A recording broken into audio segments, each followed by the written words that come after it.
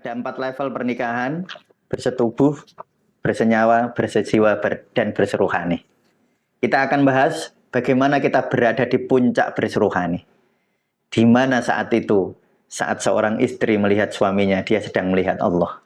Di mana saat itu, saat suami melihat istrinya, dia sedang melihat Allah. Saat itu, Allah sedang melihat Allah. Itulah keheningan pernikahan. Itulah puncak tertinggi dari pernikahan. Ikuti podcast kali ini sampai akhir, biar tidak salah paham.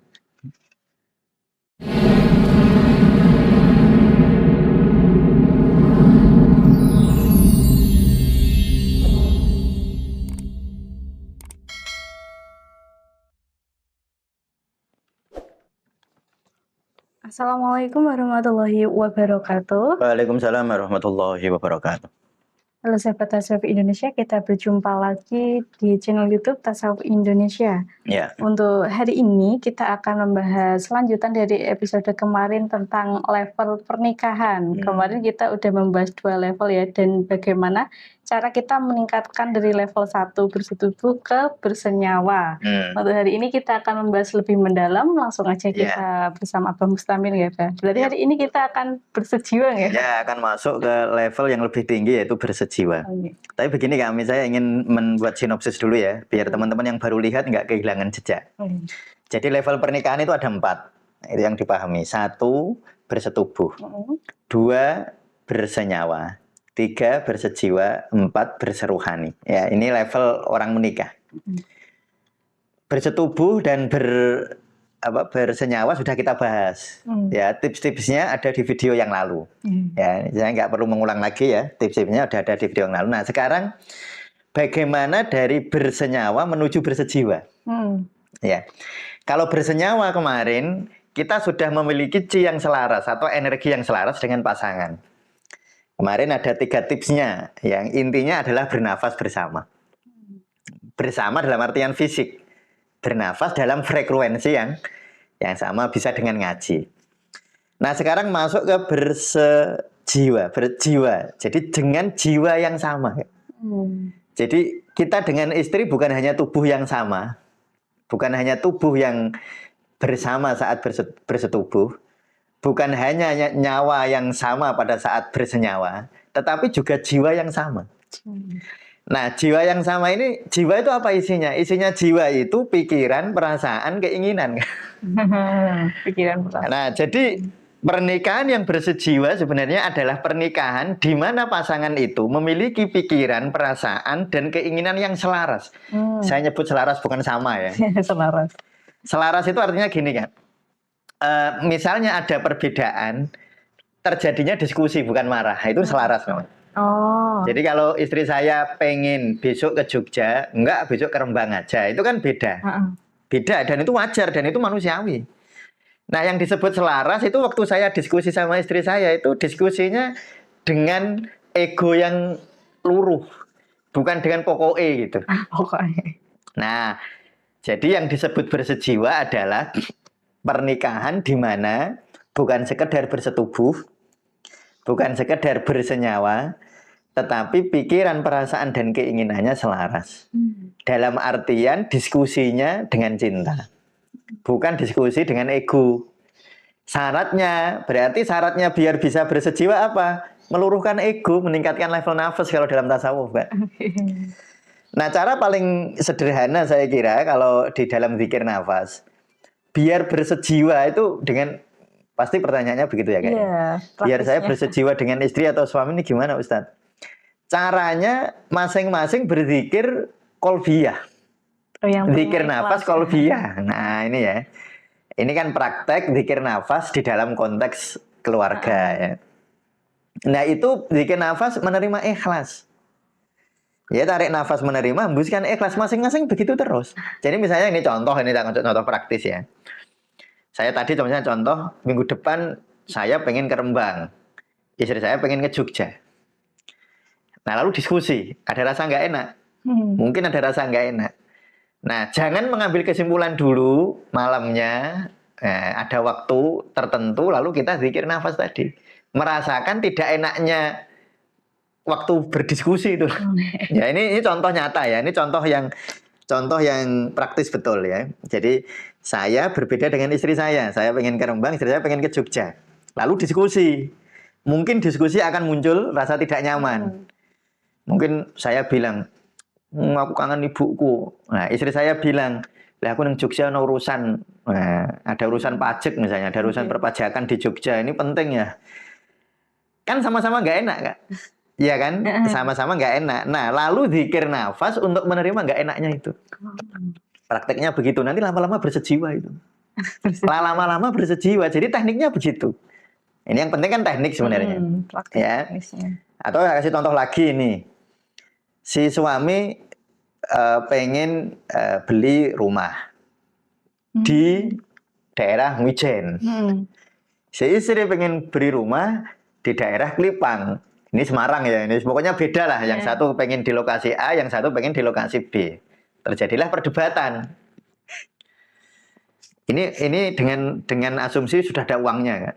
Nah, sudah ada uangnya. Jadi debatnya hanya di persoalan tempatnya, lokasinya. Nah, lalu waktu perdebatan kan ada rasa nggak enak kan? Mungkin si suami bilang, wah istriku kok gitu sih, nggak manut sama nggak manut sama laki-laki. Nah, istrinya juga begitu, suamiku kok egois kan? Kan kalau di Mijen lebih enak, lebih dingin, lebih sejuk gitu, anak-anak lebih bagus ya. Nah, padahal suaminya pengen di Kelipang karena di situ lebih dekat dengan teman kerjanya. Nah, tentu dua-duanya kan nggak ada yang jahat kan di situ kan? Iya, nggak ada yang salah kan? Kan hanya beda. Nah, tetapi perbedaan itu sering menimbulkan ketidaknyamanan. Lalu zikir nafas kolbiyah, ya Allah saya terima ketidaknyamanan ini. Bukan menerima istri, bukan. Bukan menerima pendapat istri. Si istri juga tidak harus menerima pendapat suami dulu, nggak harus. Yang diterima perasaan nggak nyamannya. Oh, oke. Ini yang orang sering keliru di situ, Kak. Iya, kayak menerima apa ya, orangnya gitu. Ya, yang diterima kadang-kadang masalahnya, yang diterima kadang-kadang orangnya. Bukan maksud orang itu bukan bersejiwa, itu bukan menerima itu, bukan menerima orangnya. Kalau itu kadang-kadang dipaksa, Kak. Oh, kadang-kadang hanya pura-pura menerima. Padahal hasilnya dongkol. Nanti suatu ketika suruh ngalah lagi nggak bisa. Dulu aku sudah ngalah. Oh. Itu berarti ngempet, Kak. Nah, berarti itu belum betul-betul menerima. Itu namanya ngempet.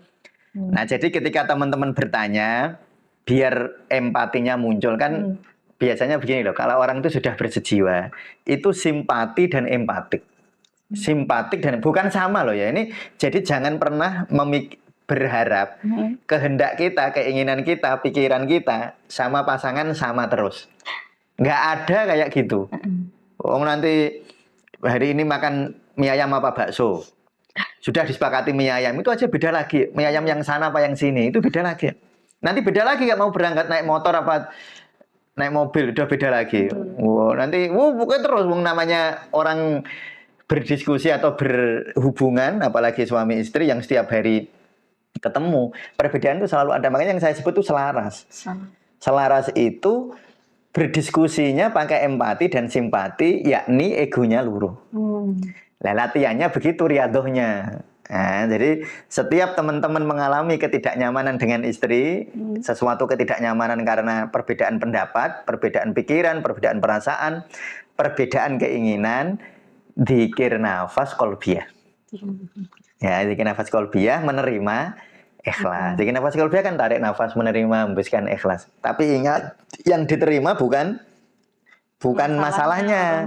Yang diterima perasaan nggak enak itu loh. Kan nggak enak. Namanya beda pendapat kan nggak enak. Nah, kecuali sudah bersejiwa betul itu beda pendapat tetap enak nggak? Nah, itu nanti beda. Kalau sudah biasa, itu nanti lama-lama bersejiwa. Nah, itu nanti uniknya, Kak. Keindahan ketika orang bersejiwa melampaui keindahan bersenyawa. Jadi kalau bersetubuh ada klimaksnya. Kenikmatan tertinggi di level fisik. Bisa dilampaui dengan bersenyawa. Keindahan tertinggi di level energi. Itu kayak klimaks betul. Lalu keindahan bersejiwa melampaui keindahan bersenyawa. Itu bersetubuh sudah sangat tersier, Kak. Nggak sekunder. Tersier ya. Tersier. Kalau bersetubuh, di level bersetubuh itu primer. Ketika orang berada di level bersenyawa, bersetubuh itu sekunder, Kak. Kalau orang berada di level bersejiwa, bersetubuh tersier. Fisik sudah tersier, Kak. Fisik nggak lagi menjadi sangat penting. ya kalau sudah begini tuh kemungkinan perselingkuhannya semakin mengecil. Kalau di level bersetubuh ini saya hanya ngomong-ngomong ya, ini saya hanya memberi contoh, angkanya belum tentu tepat. Iya. Kalau di level bersetubuh, kemungkinan selingkuhnya 90%. Dengan berbagai level perselingkuhan ya. Kan perselingkuhan itu level-levelan kan enggak? Level perselingkuhan ada. Iya ya, kan ada perselingkuhan hanya apa namanya, hanya ngobrol lah sama orang, sama orang lain gitu, dengan ada rasa nyaman. Lalu ada pikiran, wah enak ya punya suami dia atau punya istri dia. Itu kan perselingkuhan di level yang sangat kecil ya, sangat subtil, bisa kita abaikan. Ada perselingkuhan yang lebih berat ya, ketemuan ya. Udah ngajak ketemuan, itu perselingkuhan yang lebih. Ada perselingkuhan yang sudah di level sampai bersetubuh lah, itu perselingkuhan yang berat. Kan ada levelnya kan? Ada levelnya. Nah, sehingga saya sebut 90% Kak. Jadi 90% itu menyangkut semua level perselingkuhan. Itu kemungkinan 90% kalau di level bersetubuh. Kalau di level bersenyawa, kemungkinan perselingkuhannya hanya 30%. 30%. Jadi sudah mengurangi 70% kemungkinan perselingkuhan. Kalau sudah di level bersejiwa, kemungkinan perselingkuhannya nggak ada 1%. Oh, tapi masih ada ya kalau yang bersejiwa? Iya, mungkin kan sekilas-sekilas itu loh Kak. Kan ada orang sekilas-sekilas tuh. Ya misalnya gini ya contohnya. Teman-teman mungkin ada yang misalnya 60 tahun ya, sudah bersejiwa lah. Tapi kadang-kadang terus ada pertemuan alumni. Ya. Alumni yang dulu misalnya. Pertemuan dengan teman-teman masa lalu gitu. Lalu pernah terjadi histori dengan seseorang gitu. Lalu ingat, lalu ada. Nah, itu kan masih gitu. Ada kilasan. Gitu. Tapi kalau nanti sudah di level berseruhani 0% Kak. 0%. 0. Ya. 0% kalau itu. Jadi dari 90% jadi 30% jadi 1%. Ini cuma angka yang saya kira-kira ya. Ini tepatnya nanti Mas Jawir biar yang neliti lah. Neliti itu kemungkinannya berapa itu kalau. Nah jadi kalau orang bersejiwa tekniknya, kalau bersetubuh kalau bersenyawa tekniknya napas bersama. Ya. Kalau bersejiwa tekniknya zikir nafas qalbiyah. Ya. Kalau orang sudah sering zikir nafas qalbiyah, maka insya Allah akan terjadi jiwa yang sama. Nanti selaras. Pikirannya selaras, perasaannya selaras, keinginannya selaras. Selaras itu beda tapi indah gitu loh Kak. Beda tapi indah. Dan itu mungkin teman-teman yang sudah ngerasakan bisa. Mungkin kayak kami Mas Jawir mungkin bingung ya. Beda kok indah itu gimana sih? Oh nanti terasa Kak. Bisa terasa. Jadi misalnya ini contoh yang misalnya nanti tadi pada akhirnya saya misalnya istri bilang ke Jogja. Terus saya bilang ke Rembang aja. Terus terjadilah diskusi. Lalu ada rasa tidak nyaman. Lalu saya zikir nafas qalbiyah. Terus jadi indah ya sudah pun besok ke Jogja aja. Tetapi waktu saya bilang begitu tuh hati saya bahagia gitu loh Kak. Nah, padahal karena ngempet atau terpaksa bukan tadi. ngempet. Kalau ngempet itu biasanya cirinya undat-undat. Oh iya. Undat-undat itu apa bahasa Indonesianya? Mungkit-ungkit. Jadi kalau nanti beda lagi, dulu aku sudah ngalah loh ya. Sekarang kamu yang ngalah, itu namanya perbedaan yang menyiksa. Karena ngempet Kak. Yang saya maksud ini kalau orang bersejiwa perbedaannya indah. Jadi yang ngalah ya indah, yang dingalahi ya indah. Sama-sama indah itu. Nah, terus gimana caranya Ustadz? Caranya gitu. Nah, ada cara yang mungkin lebih sulit ya. Ini lebih sulit. Sering bercerita. Sering bercerita. Misalnya saya bercerita, tadi saya di klinik Bu. Ada gini. Sing cerita. Jadi ngobrol hal-hal ringan yang yang mempererat batin kita. Jangan ngobrol yang berat-berat ya. Ngobrol berat tuh gimana? Ngobrol besok jatuh tempo bayar piye itu ngobrol berat tuh. Iya kan? Ya itu ngobrol berat. Dan ngobrol berat tuh jangan banyak-banyak. Itu kan perlu diobrolin, tapi jangan setiap hari. Nah, ngobrol ringan aja, ngobrol ringan. Aku tadi di klinik, ono pasien itu. Ada orang datang itu gini ya cerita sama istri yang ringan ya, yang tidak mengungkap rahasia orang lain. Ya hanya cerita yang misalnya ada pasien pun orang Jakarta jauh-jauh ke sini.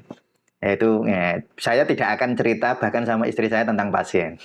Nah itu sudah kewajiban ya kan. Bahkan kepada istri, kepada suami, teman-teman kalau terapis harus memegang rahasia. Ya jodoh cerita kayak pasien. Lah ceritanya tidak yang menyinggung tentang rahasia, cerita yang ringan-ringan. Ada pasien jauh pun ke sini. ketemu aku seneng banget. Nah, itu kan tidak ada. Tapi kalau saya cerita pasiennya tuh sakit ini itu nggak boleh. Itu nggak boleh ya. Nah, jadi apa yang tadi Kak, yang di level 3 adalah level bersejiwa. Tekniknya ngobrol bareng, tapi agak susah mungkin. Terus zikir nafas. Nah, yang ini zikir nafas, kolbia. Kalau di bersenyawa kan zikir nafas jasadi aja cukup. Kalau di zikir nafas kolbia ini untuk menuju ke bersejiwa. Nanti insya Allah selaras ya. Kemungkinan perselingkuhannya kecil. Nah, lalu masuklah ke level yang puncaknya, yaitu berseru rohani. Kalau ini hadiah kan? Hadiah? Hadiah, nggak ada tekniknya. Ini nggak ada tekniknya. Karena berseru rohani itu begini kan? Ini saya beri kata-kata yang biar jelas ya, tetapi jangan dimaknai letterleks. Berseru rohani itu maknanya begini. Ketika saya melihat istri saya sedang melihat Allah sebenarnya. Jadi saya merasakan gitu loh. Bukan hanya logika loh, bukan hanya intelektual, tapi rasa. Rasanya. Rasa. Jadi ketika saya melihat istri saya melihat Allah. Tapi jangan dimaknani letterlek ini. Terus, berarti Bulila, Bunda, Allah. Wah, aku keliru sampean. Bukan gitu maksudnya. Sehingga saya sering kalau orang maksa nanya, kan ada yang maksa, gimana caranya Ustaz? Nah, ini saya kasih caranya. Padahal sebenarnya itu bukan hadiah tadi ya. Iya, itu hadiah. Tetapi kira-kira kalau teman-teman ingin riyadhah, kira-kira begini caranya. Kalau istrinya tidur, istri tidur dilihatin. Jangan pas melek. Jangan pas terjaga. Karena kalau pas terjaga dilihatin marah kadang-kadang. Iya. Ngapain sih lihat-lihat itu nanti? Dia pas tidur kamu lihat. Lalu ingat waktu ijab qabul. Ingat waktu ijab qabul. Jadi ingat-ingat waktu, misalnya saya lihat istri saya lihat angkah tuka, waktu saya jawab, waktu abah ke saya, angkah tuka, wajah tuka, lila umang fitri binti, ini bukan bimahrin, ini. Lalu saya jawab, qabil itu nikahaha watazwijah dan seterusnya. Saya ingat peristiwa itu, Kak. Dan waktu saya ingat peristiwa itu, saya mengingat bahwa saat itu saya sebenarnya sedang berjanji dengan Allah. Jadi ijab qabul itu bukan perjanjian saya dengan istri saya. Syariatnya iya, Kak. Jadi syariat orang ijab itu kan syariat perjanjian seorang suami kepada mertuanya kan. Saya kepada bapak, karena bapak yang nikahin saya, bapak mertua maksudnya. Sehingga itu sebenarnya janji saya dengan istri. Sekaligus janji saya dengan adik-adik ipar. Janji saya dengan orang kan sebenarnya. Itu secara syariat. Tetapi secara hakikat, orang ijab qabul itu janjinya sama Allah.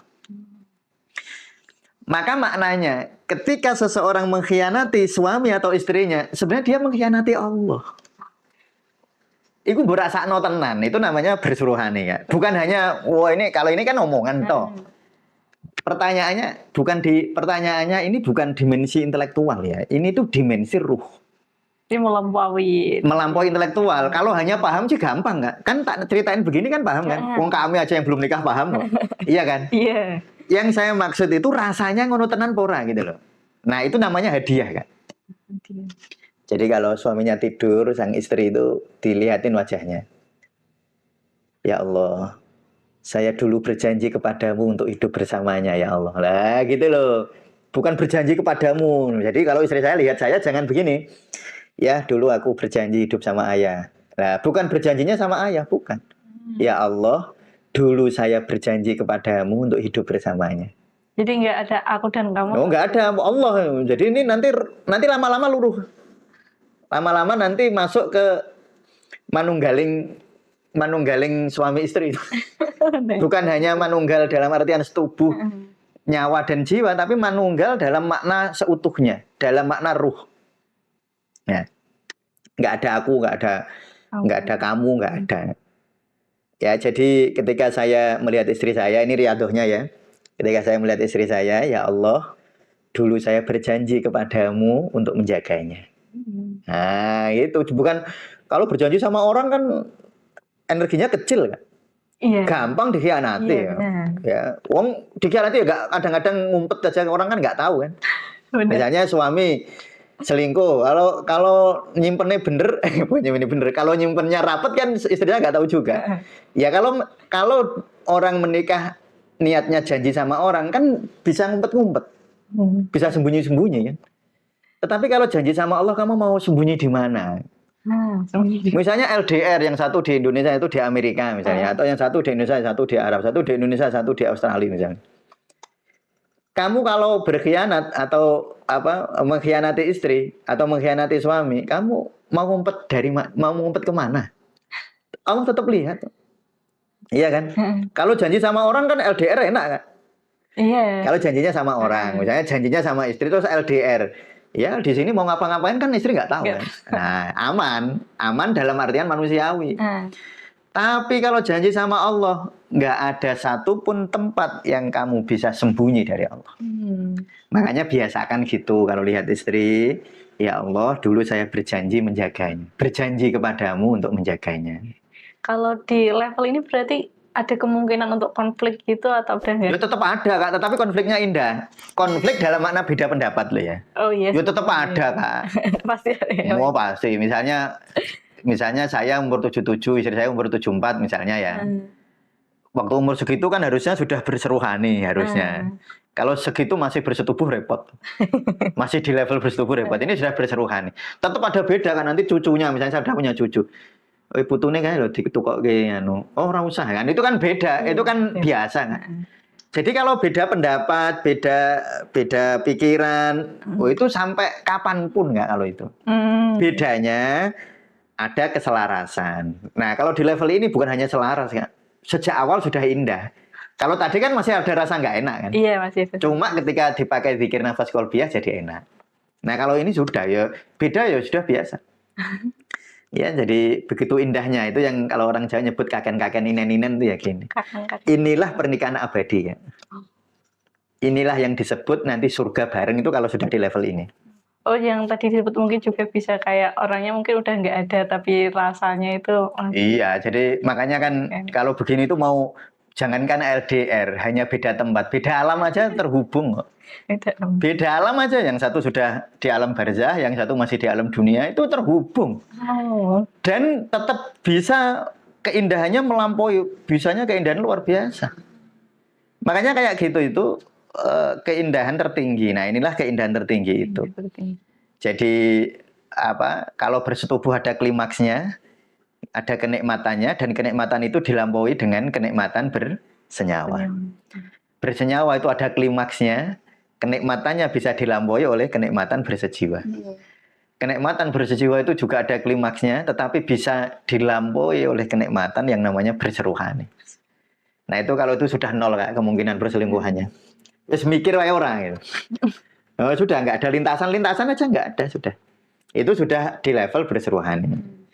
Nah, itu nanti kalau di zikir nafas nanti ada zikir nafas nafsiyah, ada zikir nafas ruhiyah. Itu cara memanggil kemukjizatan, hadiah itu cara memanggilnya gitu. Tetapi harus selalu dipahami berada di level seruhani itu hadiah dari Allah. Hadiah. Tetapi riadohnya seperti tadi ya. Nah, riadohnya lihat wajah suami, ingat kita janjinya bukan dengan suami, janjinya dengan Allah. Lihat wajah istri, kita janjinya bukan dengan istri, janjinya dengan Allah. Nanti lama-lama saat si suami melihat istrinya, dia melihat Allah. Si istri melihat suaminya, dia melihat Allah. Saat itulah Allah melihat Allah. Oh, Allah melihat Allah. Tapi bukan Allah dua. Nah, ini jadi repot ini. Nah, itulah ke puncak kenikmatan yang sudah nanti keheningan kan. Jadi pernikahan itu sampai di puncak keheningan pernikahan. Nah, saya kira gitu kan. Ini kalau bahas yang ini kedowo-dowo banyak yang salah paham nanti. Iya. Ya, saya kira gitu. Terima kasih. Terima kasih untuk hari ini kita udah menuntaskan tentang 4 level pernikahan ya. Dan juga tadi udah dibahas tentang tips atau teknik praktisnya untuk mencapai level tersebut. Nah, mungkin tuh teman-teman yang sudah menonton hingga akhir bisa dipraktikkan. Dan juga saya ucapkan terima kasih karena sudah menonton video ini hingga akhir. Untuk hari ini kita cukupkan. Wassalamualaikum warahmatullahi wabarakatuh. Assalamualaikum.